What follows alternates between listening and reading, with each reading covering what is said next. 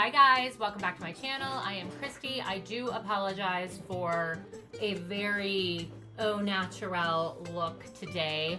I mean, very honestly, my birthday was this week, so today was kind of like my treat myself day. I got a facial, I got my nails done. I wanted to make sure I jumped in here and did this video for you guys, so I didn't want to mess up my facial, hair, and makeup, so there it is. Oh, there's a kitty running. But hello, welcome back to my channel. I feel like I haven't been here in a minute, but I am very excited for today's video because I am going to be sharing all about Brooke's wedding. I know so many people want to talk about, and I do believe there's lots of stuff out there, but I just wanted to maybe jump on here and tell a couple stories. I don't know, just share some of that behind the scenes tea that I know you guys all are so excited for. Brooke got married on February 21st in Fort Myers, Florida, which was so great to get out of the cold in Pittsburgh. It's been very cold this year, and I think we were all super excited to go somewhere warm, enjoy a little bit of warm weather. However, there was a giant snafu, if you will, that I will talk about in a moment that created some massive drama for a few guests, especially Chloe. First of all,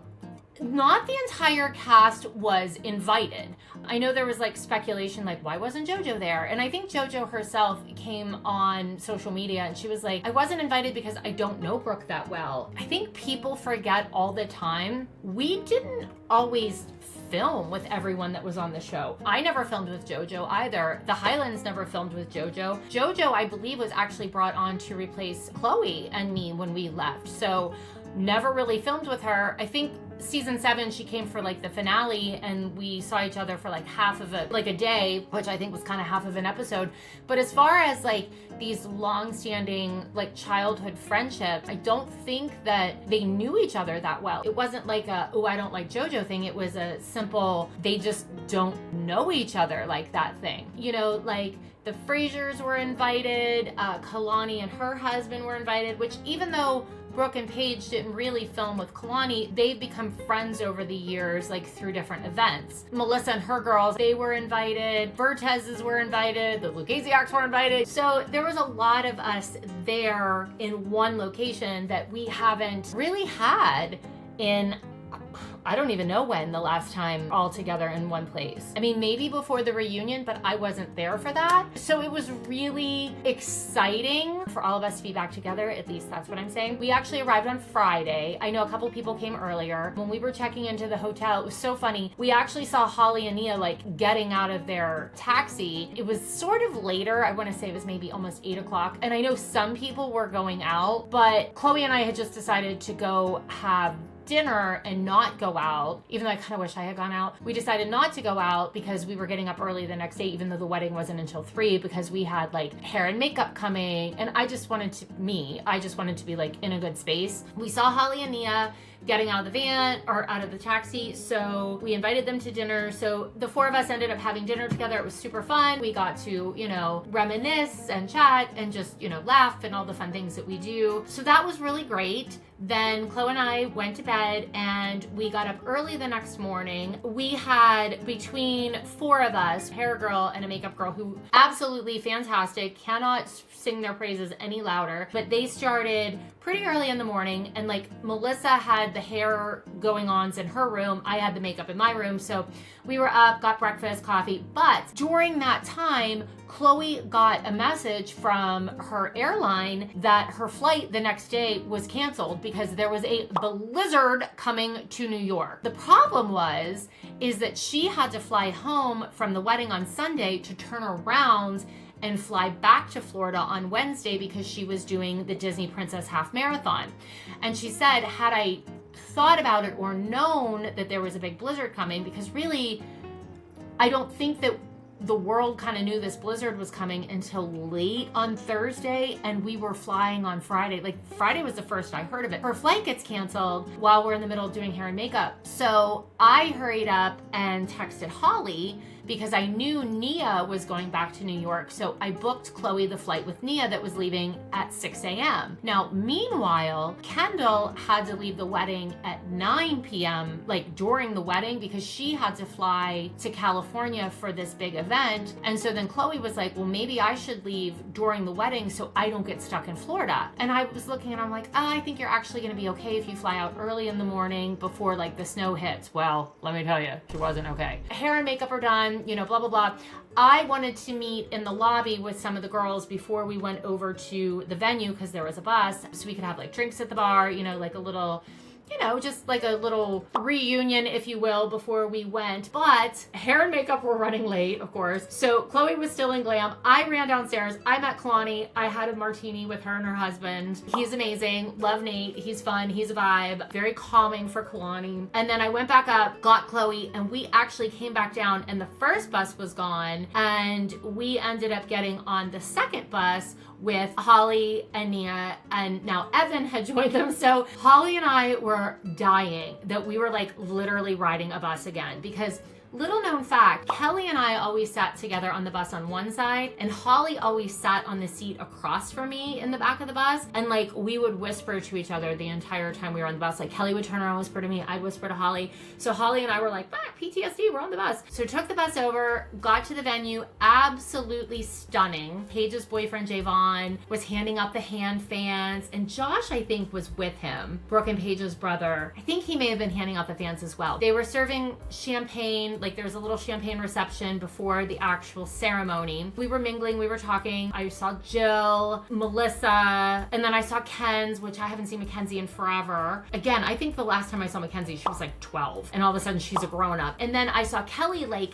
down a little ways, and I ran over to her just to check on her. You know, she's mother of the bride, and she had this whole odyssey with her dress because she had ordered a dress. When it came, it was nothing like what she had ordered. It didn't fit. Actually, I don't know if it didn't fit. It just wasn't what she thought. And so she was like out buying a dress 2 days, I think, before the wedding, off the rack. Now, meanwhile, I had my own dress dilemma because I had this really, in my opinion, I loved my original dress. It was like this really flowy pleated, sort of a muted gold. Kind of, it was giving like disco goddess. I loved this dress. It just was like from here and strapless, and it just flowed with like kind of a little bit of a train, a tiny train, but it was very comfy, flowy, airy. Well, I had that dress fixed and I brought it home the night before I was leaving, and I was packing and I put it on and I was trying to like figure out how I was going to keep it up because it wasn't staying upright. I swear to God, I was texting the Dance Moms group chat, like with the moms, and I literally said, does anyone have butt glue? Because we used to use butt glue on all of the girls. Like that little roll-on thing you always saw, we called that butt glue. And I was like, oh my God, I need butt glue to keep my dress up. And Holly's like, I have some. I'm trying to get my dress up, and all of a sudden the entire back zipper split. And it was like a 12-inch zipper, the entire thing split, and my dress was ruined. And I was like, oh my God, what am I gonna do? And I'm digging through my closet, and I had this black dress that I had bought for an event last summer that it was way too scandalous for. And I was like, this is the only thing I have in my closet that I haven't worn, that people haven't seen, whatever. And I was like, I have to wear this dress. And I liked the dress for a certain event. I thought it was a lot for the wedding, in my opinion. But I was like, you know what? I don't have much of a choice. I'm either gonna wear this or, you know, like a sundress. Well, I guess it's the booby dress for me. So the universe said, hold my beer. You are being that aunt. Okay, I'm being that aunt. So anyway, I go over and I see Kelly, and she turns around, and the first thing she goes is, I can see your boobs. And I'm like, oh my God, your daughter's getting married in 5 minutes. Like, stop talking about my boobs. Saw Kelly, she was good.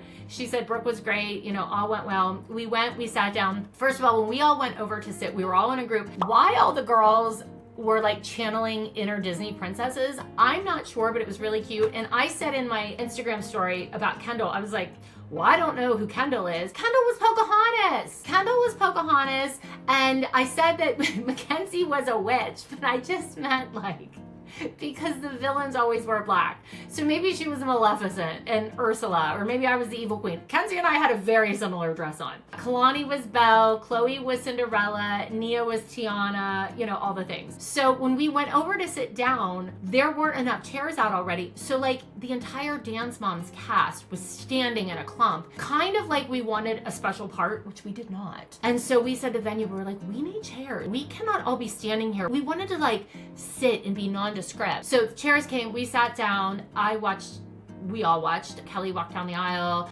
My heart, because just knowing her relationship with her daughter and like watching it through the years and her being my friend. And then when Brooke walked down the aisle, she was so classically gorgeous and beautiful and elegant and understated but stunning. All of the words. I loved Brooke's dress and her hair and her makeup and her jewelry.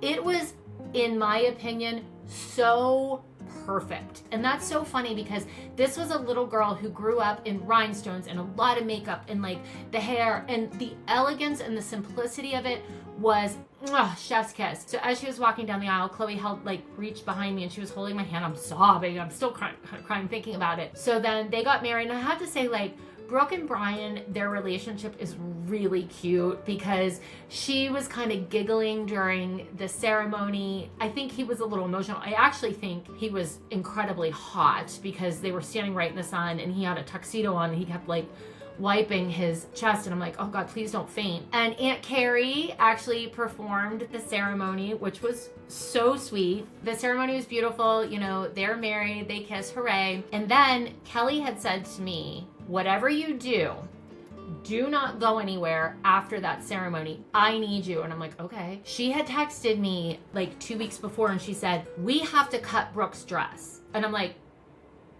what? You need me to help you bustle Brooke's dress? And she's like, no. She said, we need to cut her dress. And I'm like, what do you mean? So we had talked about it. And because Brooke is so unbelievably tiny, when they bustled her train, it was so heavy on her. She was afraid she was going to fall in her dress and just the weight of it.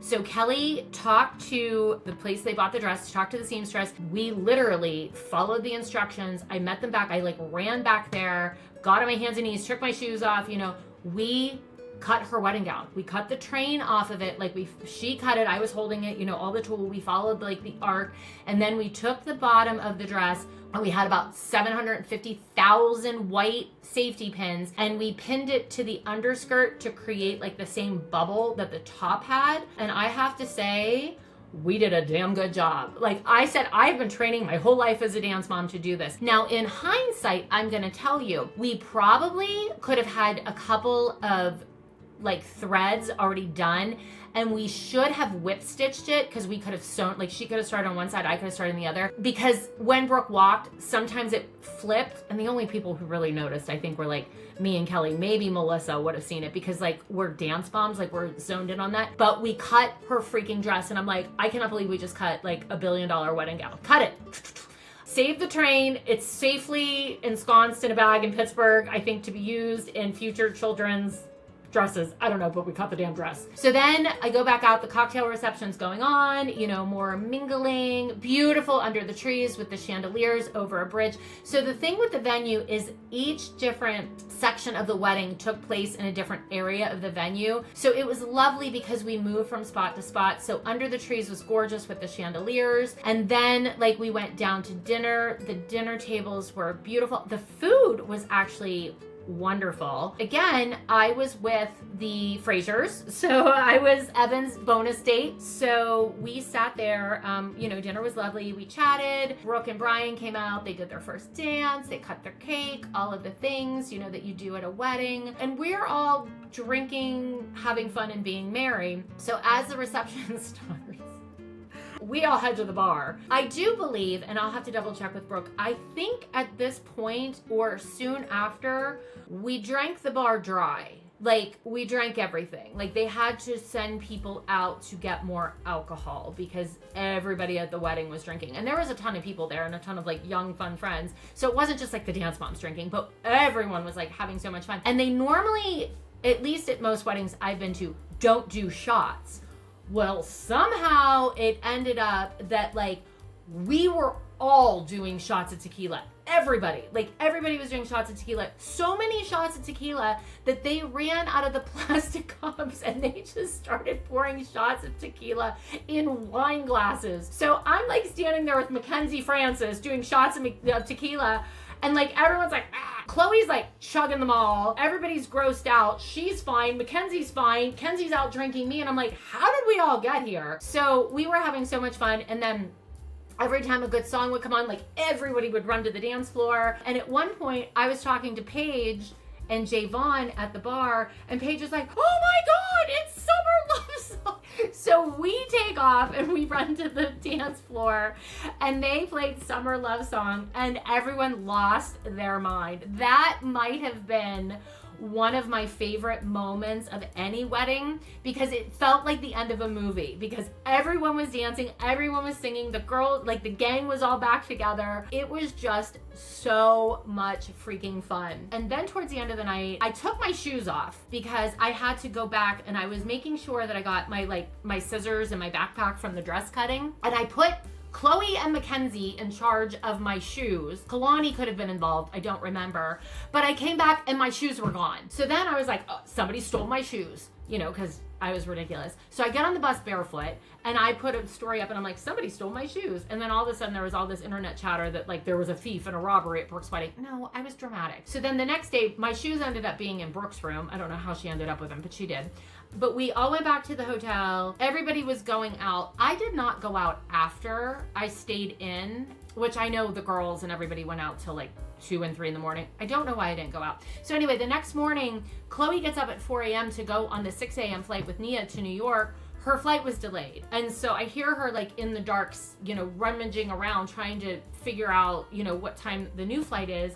And then she goes back to sleep, and then she wakes up an hour later, and she's like, oh my God, my flight is canceled. There were no new flights to book her on because of the blizzard. So I was like, well, what's Nia doing? Well, Nia ended up flying to Charlotte with her parents, and I was going to Charleston on business. And I was like, well, you can come to Charleston. And she's like, I can't. I have to go home to get all my running stuff so I can go back to the Disney thing. I wasn't leaving Florida on Sunday. I was always leaving on Monday. So I said, Chloe, just stay with us. So we got up, we went down, we had breakfast with Jill and Melissa, and then we saw Brooke and Paige and all of them at breakfast. Then we ended up going to lunch. We saw Kalani at the bar before they got on their flight. Kenzie and her boyfriend came down. So then we all ended up going to lunch. Chloe still didn't have a flight home. And then Kalani left, and then Greg and Melissa were at lunch too. But then anyway, we ended up going to dinner with them. So I was I ate 3 meals with Melissa and Kenzie. So then it ended up, I was leaving the next morning. Chloe was supposed to be leaving on Monday. Her flight got canceled again. She ended up flying to Pittsburgh Monday night. I think she got a flight Monday night.